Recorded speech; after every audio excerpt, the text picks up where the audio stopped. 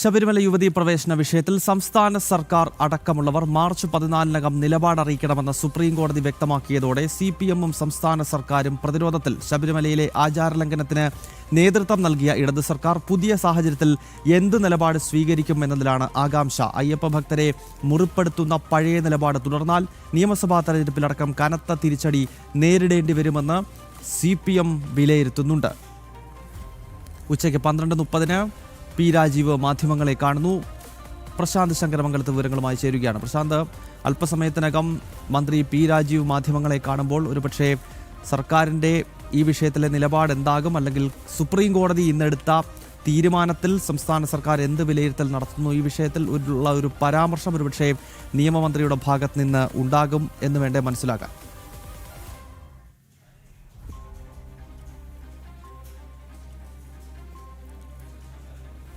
ഈ വിഷയത്തിൽ നിയമമന്ത്രിയുടെ ഭാഗത്ത് എന്ത് തീരുമാനമാണ് എടുത്തത് എന്നതടക്കമുള്ള കാര്യങ്ങളാണ് ഇപ്പോൾ ഉറ്റുനോക്കിക്കൊണ്ടിരിക്കുന്നത്.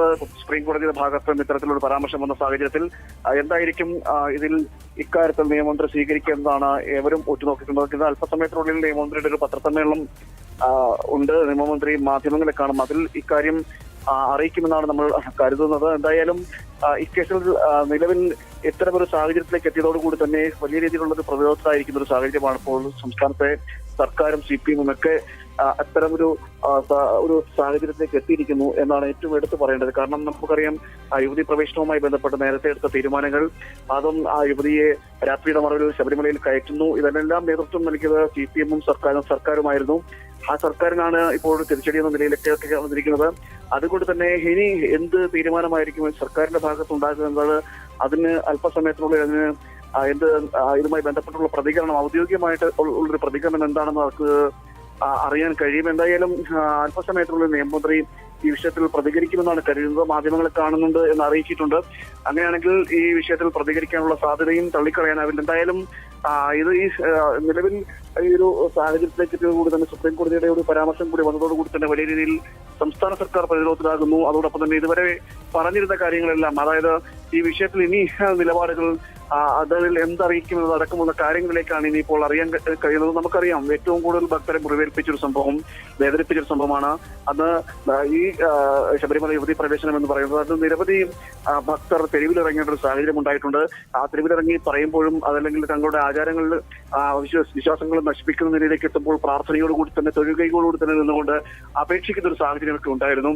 എന്നാൽ അതിനെയൊന്നും കൂട്ടാക്കാതെ ഭക്തരുടെ ഒരു വേദനയും വിഷമവും സങ്കടവും ഒന്നും മനസ്സിലാക്കാതെയായിരുന്നു സംസ്ഥാന സർക്കാർ എന്ന് സ്വീകരിച്ചത്. അതോടൊപ്പം തന്നെ CPM-ഉം ഈ തരത്തിൽ നടപടികൾ സ്വീകരിക്കുന്ന സാഹചര്യം ഉണ്ടാകുന്നതിന് ശേഷമാണ് നമുക്കറിയാം.